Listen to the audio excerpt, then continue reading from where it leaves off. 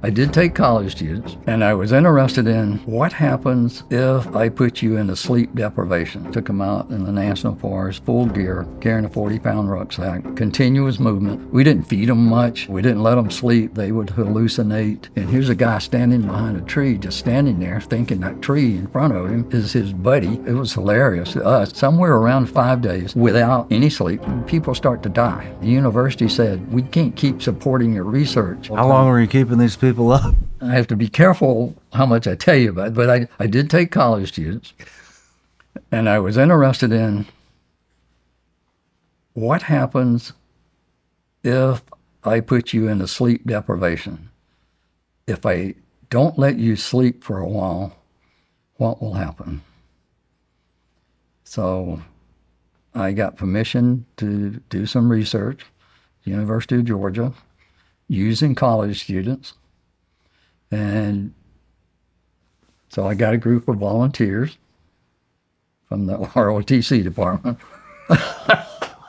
These guys were all in the ROTC, ranger company there to University of Georgia. Of course, they can do anything, and so they volunteered to do it. So they had their full gear on. We took them out in the national forest, full gear, carrying a 40-pound rucksack, and continuous movement. We'd stop for a 10-minute break every once in a while, but continuous movement, no sleep. Every 4 hours they had to take a test. One of the tests they had to take was a cognitive test. It's basically addition and subtraction, just a couple of sheets of addition and subtraction. And then they would rate, after they finished it, I would say, well, compared to when we first started, when you were fresh, before you'd lost any sleep, compared to that, how well you think you did this time? And they would say, it's pretty easy. I did just as well this time, just as accurate as I did on the first one. I'm looking at the scores and thinking, that didn't happen. One of the things that I discovered was that after 24 hours with no sleep, that you lose about 25% of your cognitive ability, particularly to be able to do things like math. The scary thing is you don't know it. You think you're still just as good as you were when you started out. And it doesn't stop at 24 hours. It keeps on going down. Declining. And you don't see things. Things happen in front of you, you don't see it. Things you see sometimes didn't happen. You hallucinate, you do all kinds of things. And when, as a ranger instructor for a number of years, with the ranger students, we didn't feed them much. We didn't let them sleep. We kept them running up and down mountains all the time. And they would hallucinate. You'd lose them. You're going through the woods, and all of a sudden, you say, send up the count. They start sending the count up, and you realize you're missing about 10 or 12 people. You stop, you go back, it's night, you go back, and here's a guy standing behind a tree, just standing there, thinking that tree in front of him is his buddy that he's supposed to be following. His buddy's not moving, so he's just standing there, and nobody behind him's moving. They're all waiting. And when I went through, my ranger buddy and I, we were already SF qualified and everything. So it's like, we're gonna have some fun, So if you're walking along, you had your little patrol cap on, you had the little ranger eyes in the back, the little fluorescent tabs in the back of the hat, so the guy behind you could see you in the dark. You take your hat off and kind of put it over to the side, and as you're walking along, you just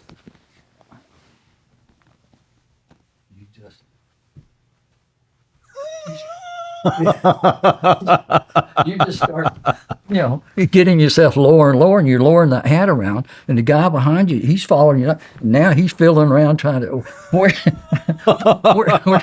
drop off? Where's he going? And we we found that we found if we did stuff like that, it was hilarious to us, and it kept us motivated. And we could do all kinds of things, and we had fun in Ranger School. But anyway, Humor keeps it going, yeah, it keeps you moving right along. especially in the darkest hour. Yeah. So anyway, with the sleep research, that was a major study that the military used, because one of the things when I was put on the Airland Battle 2000 team to figure out how are we going to go 100 hours straight with the ground war when we move into the 21st century. How can we go 100 hours straight, leaders be able to lead, soldiers be able to function, aviators be able to fly, without 100 hours of that sleep. So I did a lot of research around that, and then I started going to NATO nations and briefing the Army staffs. Here's what we found. Here's what you need to do to be able to function.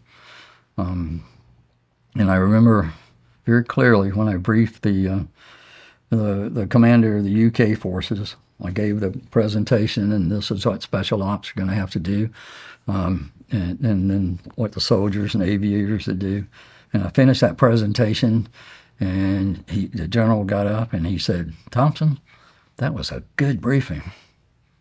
But I can tell you now, we're not doing any of that crap. These guys are just going to have to drive on. We're not doing that." I said, okay, it's a price to pay.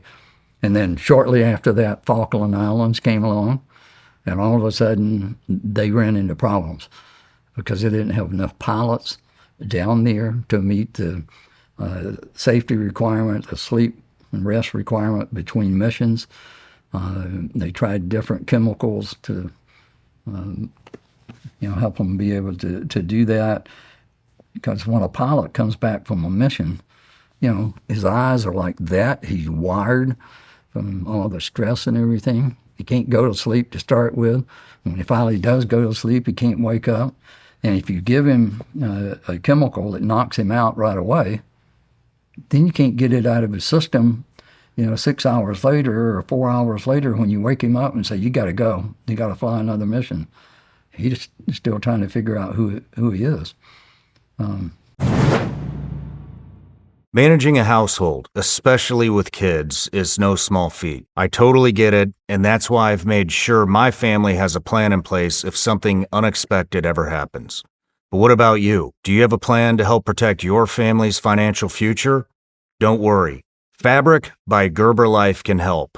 Fabric by Gerber Life is term life insurance you can get done today. Made for busy parents like you, all online, on your schedule, right from your couch. You could be covered in under 10 minutes with no health exam required. Fabric has flexible, high-quality policies that fit your family and your budget, like $1 million in coverage for less than $1 a day. Fabric also has free digital wills, tools to invest in your kids' future, and more, all right from your phone. Join the thousands of parents who trust Fabric to help protect their family. Apply today in just minutes at meetfabric.com/srclips. That's meetfabric.com/srclips. meetfabric.com/srclips. Policies issued by Western Southern Life Assurance Company, not available in certain states. Prices subject to underwriting and health questions. But there are ways to do some of that we worked on getting ready. Because when the Gulf War, the ground war started, the ground war went 100 hours. Now, my brother was an Apache pilot, and, he was telling me all the time about, I go fly a mission, I turn around, I come back, I'll land. While I'm rearming, refueling, I'm sitting there in the cockpit eating a sandwich, drinking a coffee. Because as soon as they get me rearmed, I'm going back out. I got to go fly another mission. And So, that stuff was going on all the time. And you're just not as effective.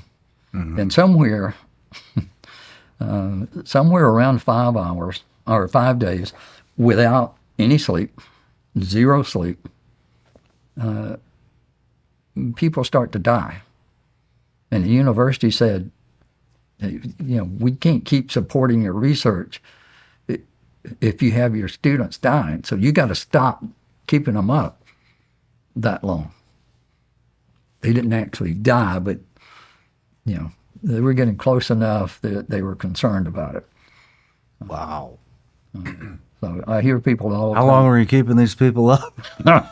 Holy shit. We ended up stopping them after, I think it was 72 hours as far as we would go. But I hear people tell me all the time, man, I can go 5 days without a problem. Young guys, I tell you that. You think you are. I remember in Ranger School, sitting in the bleachers, and an instructor standing in front of us. There's a creek there. He's standing in front of us, and he's talking. And it seems like mid-sentence, he says, "Thompson, in the creek." And I think, what did I do? You were asleep. And I think, no, I wasn't asleep. In the creek. Do push-ups until I get tired. Make sure your face goes under every time. So I went there in the creek trying to drown myself, doing push-ups. And my ranger buddy said, yeah, you were sitting here, but you were asleep. You were setting up. Your eyes were open, but you were asleep. And I began to realize, yeah, you go to sleep and you don't realize it. In fact, some of the research shows that there are more people killed in traffic accidents with drivers falling asleep than there is with drunk drivers. Interesting. Almost everyone that drives or been driving for a while can tell you, you've had an experience late at night and you're sleepy and your head's bouncing around, and all of a sudden, just before you hit the bridge abutment, you feel the car run off the shoulder and you jerk it back into the road because you were asleep. You didn't know it. And, if you're driving a drone, you're driving whatever, and you go to sleep, the drone's on its own now. There's no telling where you're going to put that thing. And if you're watching a radar screen, you don't see the aircraft coming. You don't see the blips. You're looking at it. Your eyes are open, but you don't see it. There's a whole series of things like that I did a lot of research on, and particularly using it with special ops.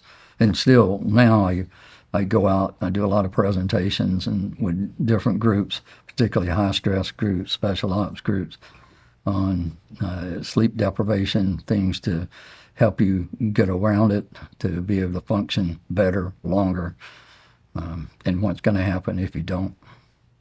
So that's a long answer to whatever you asked me about a monkey or something, I think. No matter where you're watching Shawn Ryan Show from, if you get anything out of this, please like, comment, subscribe, and most importantly, share this everywhere you possibly can. And if you're feeling extra generous, please leave us a review on Apple and Spotify podcasts.